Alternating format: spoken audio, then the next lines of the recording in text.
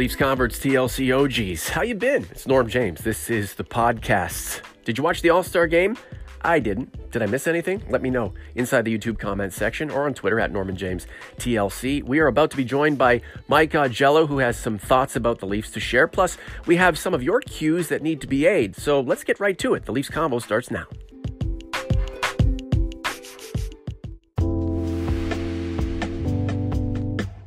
And we are joined by the one and only Michael P. Augello. Hello, Mike. How are you? Good morning, Norman. I am well. How are you? Not too bad. I'm coming down from the All-Star Weekend hysteria. I know you are too. Yeah, I'm just getting over the thrill of the weekend in San Jose.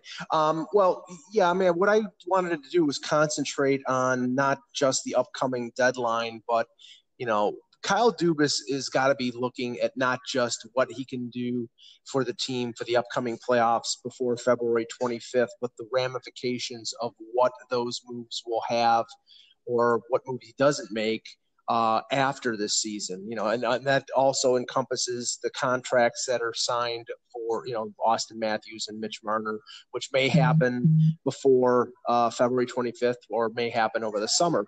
And I looked at the defense and I looked at the forwards, and on defense, obviously the big things to happen will be the free agent status of Jake Gardiner and Ron Hainsey. Now, I believe both will not be back.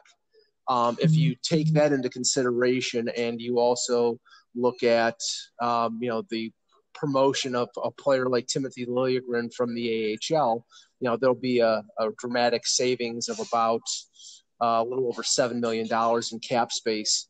But, they're going to need – that's where, if they go out and make a trade before the deadline and get a defenseman and it's somebody who has – a year or two left in the contract, that money coming in will sort of counterbalance what they say. But the consideration here is, what defenseman they get, and if that player is somebody that they would have an interest in re-signing, and you don't know what the aim of the organization is towards Gardiner. If they want to re-sign Gardiner, then you're probably going to see Nikita Zaitsev's $4 million move out. I mean, there's a lot of moving pieces on the blue line, and there's a lot of things up in the air. But I tweeted out a copy of what Cap Friendly has a thing called Armchair GM, where you can sort of track what you think that the blue line will look like, and you'll have Liljegren up there, but you really don't have a lot of depth, which means that they're probably going to have to add one or two defensemen before next year, and they're going to have the cap space to do that. And with the forwards, and I put you had to see this. You have to look at this just to see how it illustrates. If they keep Nylander, if they re-sign Matthews at around $12 million, I had 11.75, but say it's 12.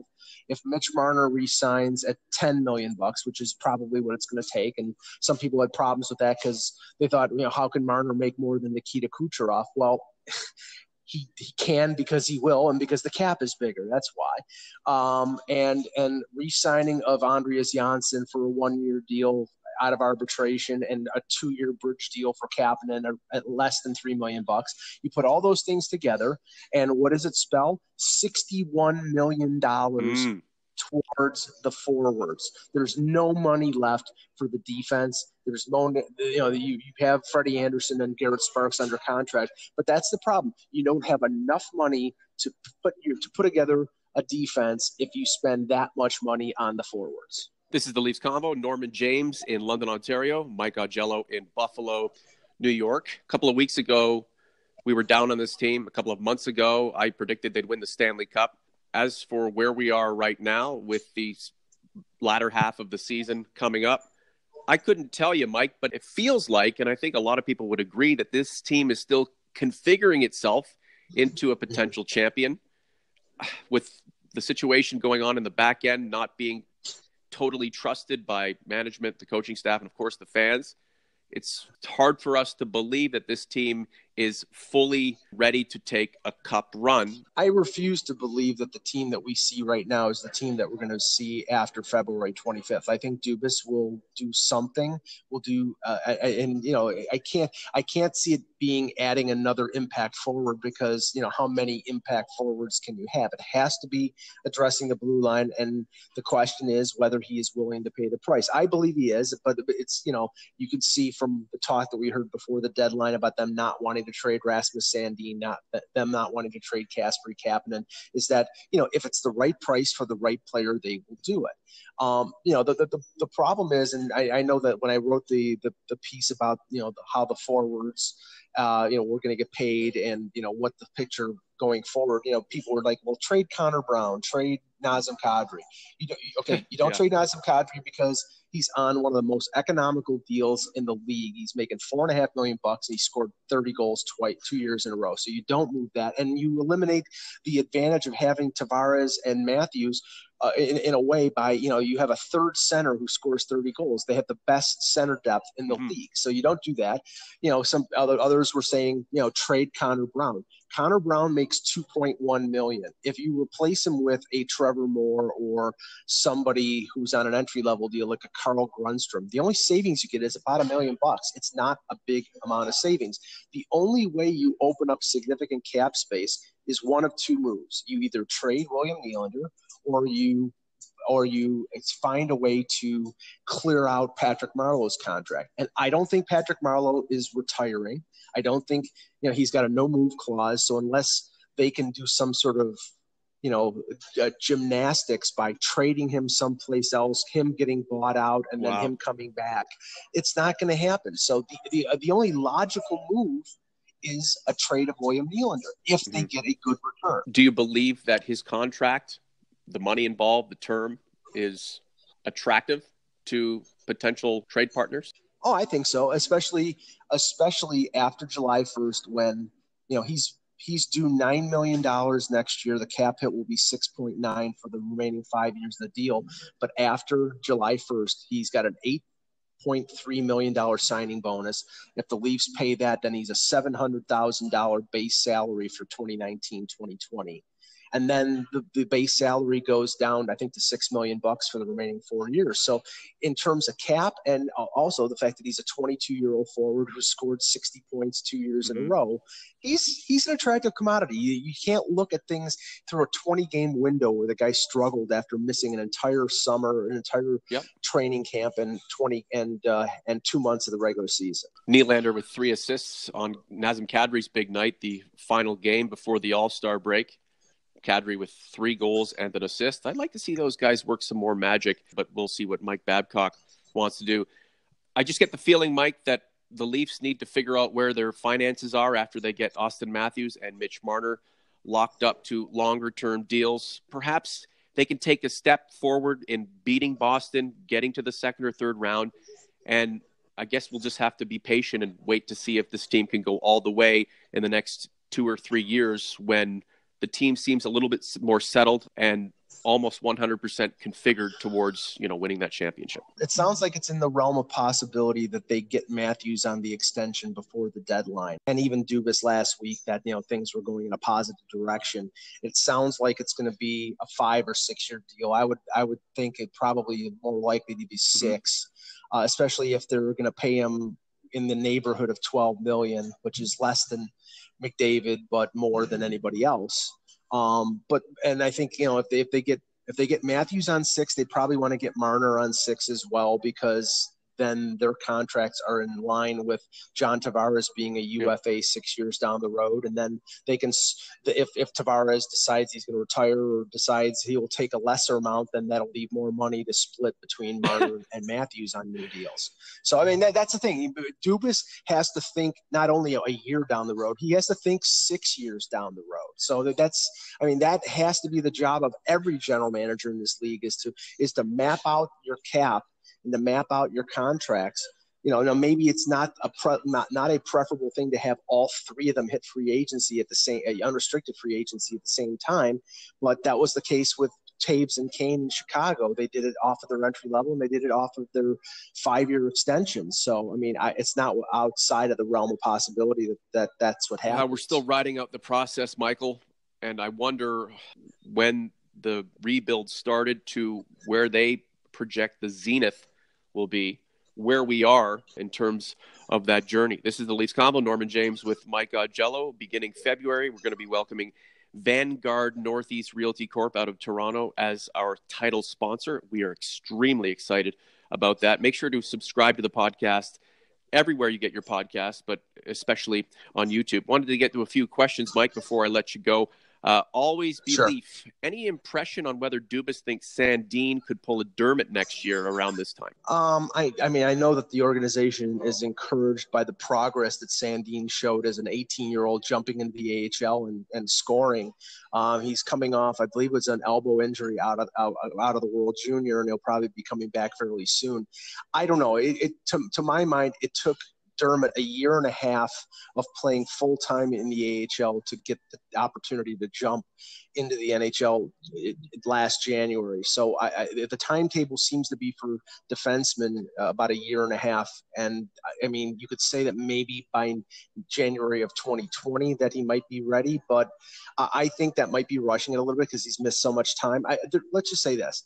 They like him. They think he's going to be really good. They don't want to rush him too soon because it's two things. One, he could get overwhelmed. Two, you don't want to start the contract. If he plays 10 games, it kicks the contract into gear, and then you have a Sandin turning restricted free agent at age 22. You want to get those entry level years and in the NHL where you're getting a bargain in terms of the salary and he's ready to play and contribute. Imagine, though, Jake Gardiner and Ron Hainsey off this roster next season. I can't believe we're talking about next season when this team is, third, fourth in the league right now and is a light contender for the Cup. You have a Sandin coming up, a Timothy Liljegren knocking at the door.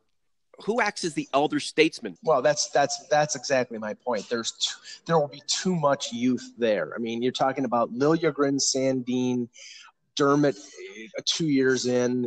Morgan Riley would be the grizzled veteran, and then you probably, that's why I'm saying I think they're going to acquire a top four defenseman before the deadline who has term left in his contract, who would take over for Gardiner, who would be under contract for Gardiner if he leaves. And if they do want to re-sign Gardiner, that probably means the exodus of Nikita Zaitsev. So one way or the other, there's going to be a changeover. I don't see Hainsey coming back unless it's for, say, $1 million on a 1-year deal. I think there are other veterans out there who would be better fits for this team than Ron Hainsey. I think he's done a great job, but if you bring him back, and Dubas always does this in terms of how Babcock uses players. If you bring Hainsey back at 38 years old, he's going to put him with Morgan Riley. So the only way to prevent that from happening is not bring him back. No, he wants to go tour the Netherlands, Finland, and Norway on his Viking River cruise. Clark Monroe, a lot of people look at the Marlies as the only source of the prospect pool for the Leafs, but not many look at the junior or unsigned guys. Well, I think they value them all, and I think they see them down the line. I mean, depending on what they do in the next couple of years, they see them all having a potential of making the NHL. It's just a question of how long. I mean, guys like, Joseph Wall's in his junior year at Boston College. He's got another year before he turns pro if the Leafs sign him, which I expect that they will. Then he'll be in the goaltending pipeline along with Ian Scott. You've got SDA is 18 years old. He looks like he's 8 years old, but he's actually 18. And he was the youngest guy in the last draft. He's having a good year in Peterborough, but it's going to, for all these guys, even guys like Jersey and Mac Hollowell, who were drafted as overagers, it's going to take them 2 or 3 years to get to the NHL. So that's basically why they're not on the radar as much in terms of guys who are going to step in right away. But they're valued prospects, and I'm sure that it's possible that one of them or two of them or something will be included in deals in the near future. I'm happy that the team has a strong prospect pool, guys who are playing with the Marlies, prospects playing around the globe. We'll see those players down the line and in years to come, and it's going to be a lot of fun. We need to start thinking about how some of these future prospects can be parlayed into assets and players to support the team now. John Tavares didn't sign here on July 1st to help this team get to a position where it can win a cup. He wants to be a part of a cup winner. So over the next 2-3 seasons, we should expect to see this team not only knocking at the door, but hoisting a Stanley Cup, because with this assembly of talent and the money and the assets and the resources that the Leafs have, not to mention the type of people they have governing the entire operation, there's no reason why the Maple Leafs can't end their drought. Gary McAllister, when did the Leafs pull the trigger on a right D deal? Who of the following are the best options? Gudas, Muzzin, Jensen. Well, Muzzin's a lefty, and from what in the end has been an indicator, they would only go after Muzzin if all their right-handed options are exhausted. The price for Muzzin is likely a first-round pick and a prospect, which is not unreasonable, but he's only under contract for another year at $4 million.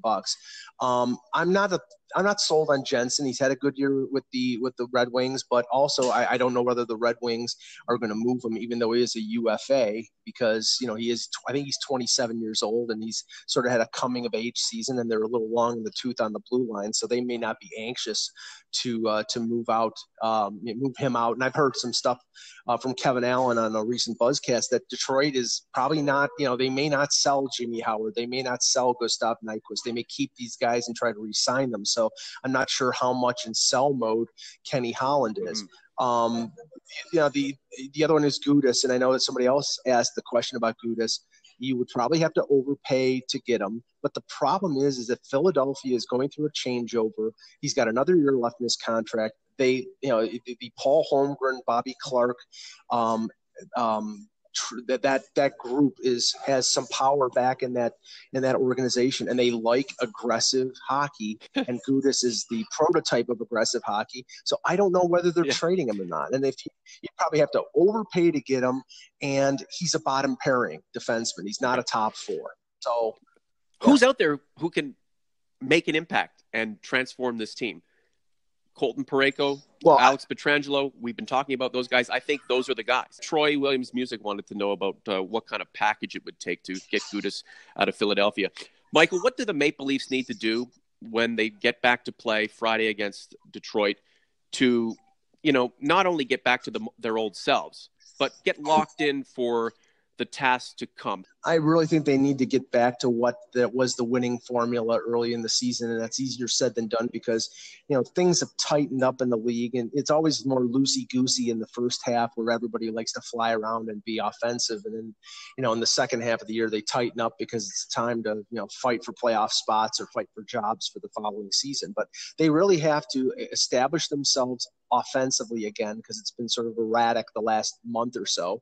Austin Matthews broke through with that goal in the last game against Washington, so they need him to continue that. They're getting consistent point production out of Tavares and Marner, but they need secondary scoring and they need that power play to get straightened out. I don't think anything's going to change of a great nature on defense. You can move pieces around, but it's basically the reshuffling of deck chairs on the Titanic when it comes to the blue line until they upgrade the talent there. So I think for the next 3 weeks before the deadline, they need to just basically score, win games offensively, and that takes a little bit of pressure off of Dubas and a little less leverage from the selling team saying, okay, you need a defenseman, so you better give up your top prospects. He can pick and choose if they're winning and they're in a good position to give up what he wants for those players that'll make a difference. I'm curious to see how Kyle Dubas reacts to how his club is playing. If it is playing well on a hot streak, does he think that the need to add and accessorize becomes a little bit less, or does he do something that is really dramatic? That's what's really intriguing as the next 3 weeks play out. Real quick, Mike: Detroit, Pittsburgh, Anaheim, Ottawa, Montreal, the Rangers, Colorado, Vegas, and Arizona. I see some challenge there, but I see a lot of winnable games.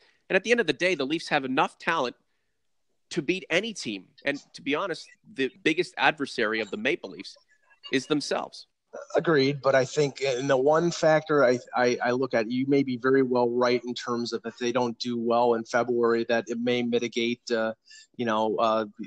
Dubas's want to go out and add at the deadline because he may not think that they're ready to be a Stanley Cup contender. But the difference between this year and next year is that this year they have upwards of $10 million in cap space that they can add players with, and next year that cap space won't be there. So, it might be an opportunity where they're going to limit giving up any of their top prospects, but they may add players just simply to improve their chances of getting past the first round. I mean, that's the question.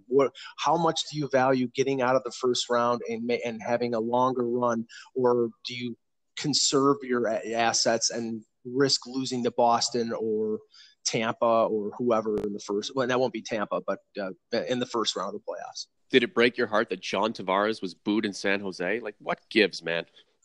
Hey, you know what? They wanted him. They offered him $2 million more a year. I mean, I don't begrudge them that, but I'm sure he's not worried about it. Well, any Sharks fan who thinks he left them at the altar was way too into it, because the sense that just about everyone got was he was coming to Toronto or going back to the Islanders. And the thing about John Tavares is he is the most stand-up guy in the league. He is the least detestable professional athlete anywhere. It's incredible. He's just such a nice guy. People have their own internal idea of what he's about. He just does not project the anti-hero at all. Last word to you. This could be the worst time of the pro sports year other than the Major League All-Star break. And the one thing that I don't like about this is the fact that most of these teams are getting their 5-day CBA mandated break after the All-Star game. So basically going 7, 8, 9 days without hockey. And really, I don't want to watch golf from the West Coast or the Australian Open or NBA games that bore the hell out of me. I want hockey back, so can't wait till that happens. Well, that's why we run a podcast, Mike. We just keep producing content to help educate, to help entertain, piss them off, make them happy, whatever. We're all in this together, biding our time, chomping at the bit for hockey to resume, and the good stuff is on its way. Michael, we'll talk to you soon. Thanks, Norman.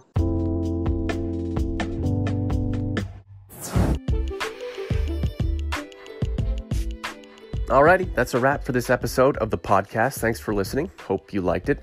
I'm curious to see how things unfold for the Maple Brothers in the days ahead, and there's some optimism in that curiosity. What say you? At Norman James TLC, inside the YouTube comment section, the ways you can reach me. Make sure to read Mike's stuff at hockeybuzz.com. Always enlightening, always informative. At Mike in Buffalo is the way you can contact him on Twitter.